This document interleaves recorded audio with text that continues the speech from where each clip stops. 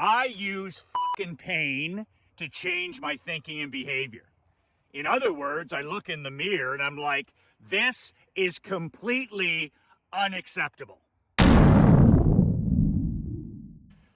Positive thinking is for losers. I have never, ever, ever been a glass half full guy. Ever.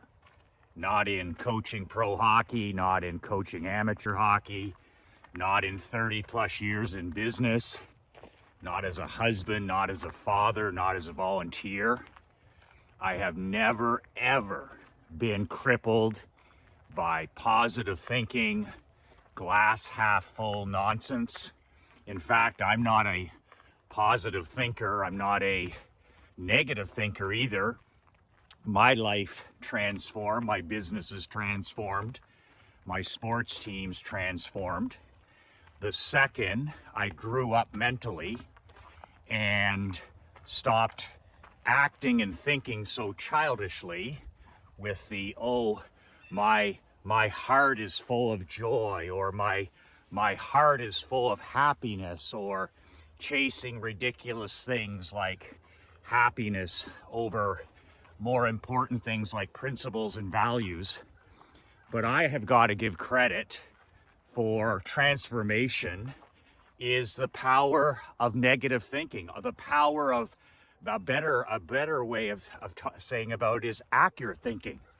So a tip of the hat to the great Napoleon Hill and his most unpopular principle in his book.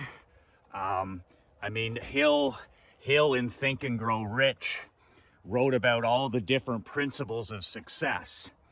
And his most unpopular, and certainly the one that's least recognized, is his principle of accurate thinking. Not positive thinking, not even negative thinking. Accurate thinking. As a husband, as a father, as a small business owner, as a coach, as a leader, whatever your situation, only 1% of the population applies the discipline of accurate thinking. 1%. And I believe that that's not even true. 1 out of 100 people that I meet in business or in the general public, they don't have they're crippled by positive thinking. They're crippled by, the glass is half full. When I was in business early and coaching hockey early in my career, I was one of these positive. I'm a positive hockey coach, and I've always looked at the glass half full. And day after day, week after week, year after year, I would get the living shit kicked out of me by things happening, a lot of them beyond my control, some of them within my control. Every day, my fake happiness or my fake, heart is full of joy and gratitude, and I'm a positive person. I see the best in every situation. And literally, I got taken behind the woodshed every day by adversity and things that happen in everyday life. And I literally got the shit hammered out of me every single day, walking around with this stupid smile on my face. I'm a positive thinker. I'm a self-righteousness. I'm a positive thinker. As if that was something to be proud of as an entrepreneur or as a hockey coach. And my life totally transformed, and success and wealth and money and wins, it all transformed the day that I became an accurate thinker. And it's amazing how people in today's world, especially in 2024, is failure, is no longer accepted as part of winning. We now live in an 8th place trophy environment, right? Our schools, our churches, our youth sports, even in grown-up business now, it's like nobody gets to fail. Nobody gets to be embarrassed. Nobody gets to be shamed. Nobody gets to lose. Here's your 8th place trophy for just participating. You're just as good or better than the champion. So we punish success, we punish hard work, we punish results, we punish achievement, and we punish the people that are every day, that show up every day, because everybody gets an 8th place trophy. You don't have to sacrifice, you don't have to commit, you don't have to work. Here's your 8th place trophy. So merit is toxic now. Merit is toxic now. So this is why I apply accurate thinking to everything. And the most accurate thinking NFL football coach, and my favorite NFL coach, of course, Hall of Famer Bill Parcells. Parcells used to take over the lousiest football programs. He was the turnaround king. Bill Parcells was the turnaround king. Whether it was taking over the Giants and turning them into a Super Bowl champion, taking over the Jets, turning them into a competitive team, taking over the Patriots before Belichick and turning them into a championship competitive team. Bill would take over these teams that were 1-15, right? And he always had a saying when he'd take over these teams. You know, the media would always ask him in his first season, well, what do you expect from this team? And he would say, I expect to go on what I see. He never watched game film from the year before when the team was 1 win and 15 losses. He says, you know, everything I do will be on what I see. And if I don't like what I see, I'll make changes. And then one of my favorite Parcells quotes is when he says, in pro football, you are what you are. No better, no worse. You are what you are, no better, no worse. And this applies to life and business as well. He says, if we're 1-15, we're 1-15. If we're 8-8, we're 8-8. We're an average, mediocre team. If we're 15-1, we're 15-1. But he's talked about how back in the day, even then, he says with all these PR guys around, he says you would think that we're 1-15 because of bad luck or bad fortune. Well, you know, you weren't as bad as 1-15 because you lost 6 of these games by less than a touchdown. And Parcells would have none of that fake positive thinking, because all progress starts with the truth, right? If you give in to that delusion that you're better than you are in whatever it is, you can't win. So Parcells would say, no, we're 1-15. And the fact that we lost a handful of these games by less than a touchdown, he says it only proves we're horse shit when it matters.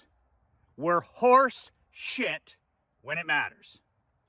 And then he would start working on this team and fixing those problems and getting rid of the players that are no good when it matters. So Parcells was always dealing with the truth. He was always trusting his gut, always trusting his intuition. He didn't care what the scouts thought or he just went on what he saw. And if he didn't like what he saw, he made changes. And this is how he turned these programs around in record time. You know, everybody from the athletic people to the office, to the coordinators, to the nutritionists, to the players, all of it. He was an accurate thinker. Accurate thinker. He wasn't a positive thinker, and he wasn't a negative thinker. See, the normies and the civilians will always look at accurate thinking as being negative. Oh, that's so negative, you know, the team was 1-15, but they could have been much better if they had caught a few breaks. The problem with positive thinking is you'll always be trapped in fantasy land. It's amazing because until you look at failure as the key to winning, I ask my mastermind guys every 2 weeks, one of the questions I ask on the live training is, what did you fail at this morning? What did you fail at this week? What did you fail at? What's your proudest failure this year? And it's the one question that makes everybody squirm. And the reason it makes even elite men squirm is because we live in this society now where nobody should fail, nobody should be allowed to lose, nobody should go through adversity. And even growing elite men like this start to flinch at the thought of failure. When winning teaches us jack shit. I've never learned anything from winning. I've never learned anything from winning in hockey, in tennis, in business, in marketing, as a husband, as a father, nothing. In fact, in a lot of cases, winning's made me entitled, it's made me selfish, it's made me lazy, and I've had to be taken behind the woodshed many, many times by losing to smarten the hell up, to wake the hell up and become better. So I personally have never learned very, very little of anything from winning. It's all about failure and accurate thinking. So any part of your life that you want to improve, whether it's your health, whether it's your wealth, whether it's your marketing, whether it's your employees, whether it's your marriage, your relationship with your kids, whatever the hell it is, all you have to do is reject positive thinking and at the same time reject negative thinking, because none of it helps you win. And you need to embrace the truth.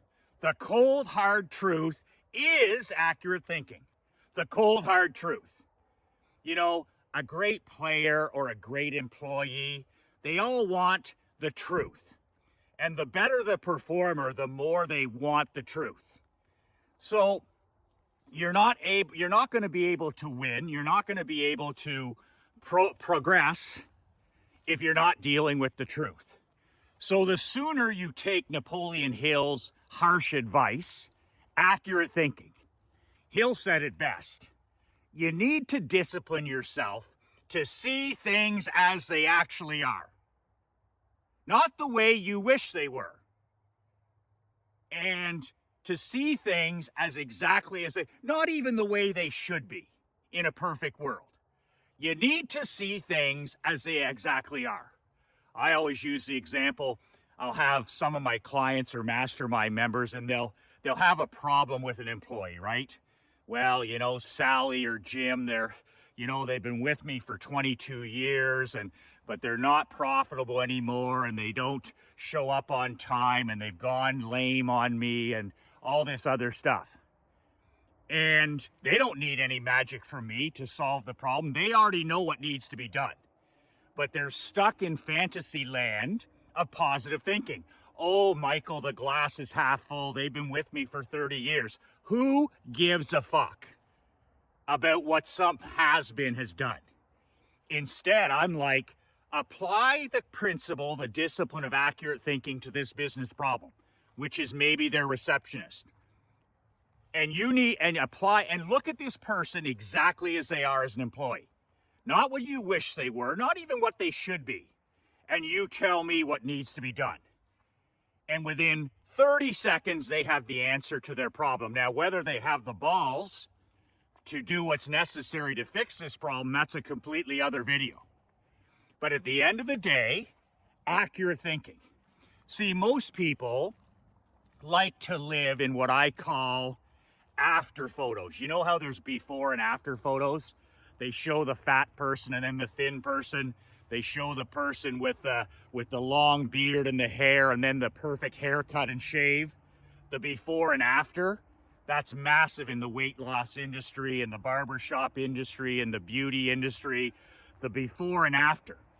And most people are locked into this toxic positivity where everything is about, oh, here's who I'm going to be. And they have the picture of what they'll look like when they're 40 pounds lighter. They have the picture of what they'll look like when they're done their whatever plastic surgery, whatever. They live in the future, like Bill Parcells. They live in the future of after. They think, okay, that's the after. And they never get there. What I do is the polar opposite. of everybody. I use Napoleon Hill's accurate thinking, where I use the before. So when I wanted to get in the best shape of my life in the last year, I didn't think about, oh, I'm going to look like this and I'm going to feel like. I didn't use any of that stuff. I used the fuel, the gasoline of frustration, of disappointment, of embarrassment. I use fucking pain to change my thinking and behavior. In other words, I look in the mirror and I'm like, this is completely unacceptable. The shape you're in, the food you're eating, what you're drinking, how much you're walking, whatever, is completely unacceptable. And that's the discipline of accurate thinking. Now, here I am a year later, and I'm on a journey to get in the best shape of my life, at least since I was in my 20s. And I'm crushing this and crushing that and none of it has anything to do with glass half full. None of it has to do with that after photo. None of it has to do with positive thinking. And actually, none of it has anything to do with negative thinking. It's just, I am who I am. My record is 1-15, or it's 15-1, or it's 8-8, and you are who you are. Same in business. I ask people, what kind of a year do you have in business? And, I had a pretty good year. I'm like, how much money did you make? How much money did you net? Well, we made $71,000. Or we lost $71,000. Big difference, right? But that bank account and that net income is the scoreboard. It's the scoreboard. That's who you are in business. If you make 5 figures, you're a 5-figure business owner. If you make 6 figures, you're a 6-figure business owner. If you're a 7-figure business owner, $1 million business owner, you're a $1 million business owner. If you're running a nonprofit, you're running a nonprofit. You're running a charity. You're a charity entrepreneur. If you have 3 profitable employees, you have 3 profitable employees. So get rid of the positive thinking that you see all around you. Oh, my heart is full of joy. Oh, I'm chasing happiness. Oh, I see the best in people. And I'm just like, if I had that mentality in coaching hockey, my ass would be fired and I'd be sitting up in the crowd. Like, it takes accurate thinking to win at anything. And forget about the before, after. Focus on the before and use dissatisfaction, use accurate thinking, use the glass, the mirror, to see what you want to change and say to yourself, this is completely unacceptable. You know how a person eventually stops using vices like drugs and alcohol and porn and being an iPhone junkie or eating the wrong foods or cheating in their marriage or, fixing their relationship with their kids or eventually walking or drinking water, all this kind of stuff. You know how that change actually happens? That change happens when you apply accurate thinking. Not positive thinking, not negative thinking, not glass half full bullshit. You look yourself in the mirror and you see the reality, the accurate thinking reality, and you say to yourself, this version of me is completely unacceptable. This thinking and this behavior is completely unacceptable. And it needs to change. That's always been my 30-second speech for my hockey players, my 30-second speech for my employees. That's always been the way I've been able to pull out the best in people. If I have a hockey player who isn't playing the way he should, not showing up on time, not being every day, I would literally pull that kid aside. Okay, he doesn't have to come in my office, but it's just me and him, eye to eye, toe to toe. And I would say what it is. Maybe it's punctuality, being on time. Maybe it's dress code. Maybe it's not being prepared to play. Maybe it's taking bad penalties. Maybe it's being overweight. And I say to that person, that player, cold, hard truth, accurate thinking, This is completely unacceptable, and it won't be tolerated for 1 second more. And if it occurs again, you are finished with this team. Do you know how many careers I've saved with that simple 20-second speech? Same thing with employees being on, looking at their phones and being on Facebook instead of they're stealing time, not answering the phone properly, not following the script. Maybe they're late for work. Maybe their dress code isn't what it should be. Maybe they're not doing the job. That's another 20-second meeting for me. Because when it gets to my desk, it's a problem, right? But I don't have big closed-door meetings, or mine are stand-up meetings. This is completely unacceptable. It won't be tolerated for 1 second more. And if it happens again, you're finished. And this is all a champion, all a badass, all a contender, all a winner needs to hear. Losers hate that message, right? Losers hate the truth. Losers hate accurate thinking. Losers hate anything that's candid because they don't want to improve, right? But the winners in your world, your friends, your family, your employees that are champions, not chumps, these people will thrive in your world with accurate thinking. They just want to know where they stand. My great hockey players and my great employees that had those speeches through their involvement with me, it was always the same. Thanks for the wake-up call. Thanks for the clarity. Thanks for the honesty. Thanks for the bucket of ice water in the face. And then the pretenders and the poodles and the cupcakes, they just filter off away. It happens again and they're gone. So deep six positive thinking and embrace accurate thinking. Embrace negative thinking, if you want to call it that. But in sports or in business or in your marriage, I've always had the same mindset. I want to expect the best. I expect the best. That's a big thing. I expect the best, but I'm prepared for the worst. When I go into a hockey game, I expect the best, but I'm prepared for the worst. When I run a practice, I expect the best. I prepare for the worst. When I go on a vacation, I expect the best, but I'm prepared for the worst. When I meet a new person and I'm not certain about them, I expect the best, but I prepare for the worst.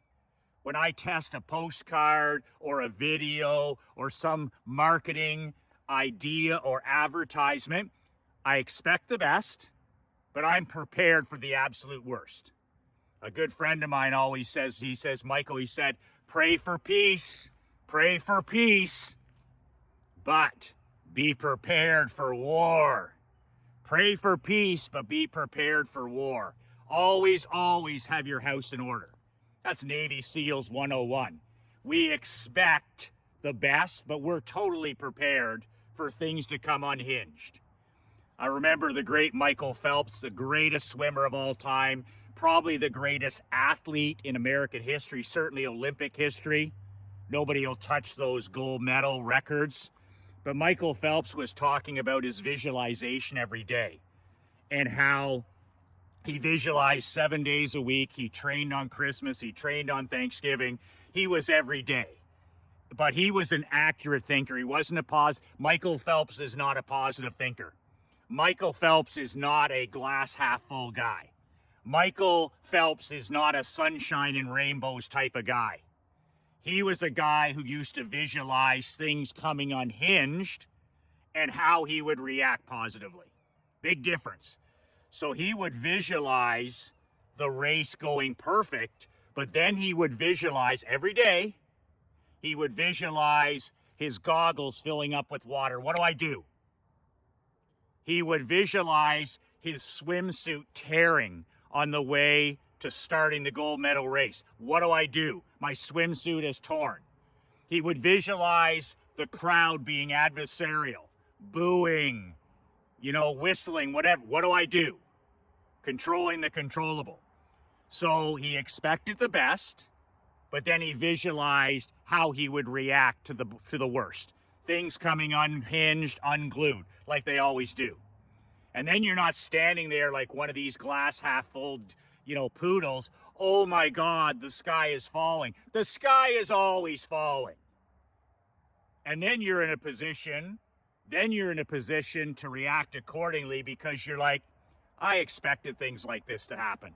I expected things like this to, how many mistakes are there in a football game, in a baseball game? How many mistakes are there in business? How many mistakes are there in this situation? And getting rid of this childish positive thinking, even this childish negative thinking, and embracing what Napoleon Hill said was one of the key principles of the most successful people in America. That they all had the discipline of what? Accurate thinking. They saw things exactly as they were, no better, no worse, and not the way they wish they even saw them, or not even the way they should be in a perfect world. They saw people, places, and things and happenings through a lens of accurate thinking. That is the power, the absolute power of negative thinking. I call it accurate thinking. And giving yourself that fuel and gasoline when you say, you know what, I'm going to use my disappointment, my frustration. I'm going to use, people not believing in me. I'm going to use this chip on my shoulder as gasoline. You say I can't walk every day? Watch me. You say I can't lose 40 pounds? Watch me. You tell me I can't be a 6-figure, 7-figure earner? Watch me.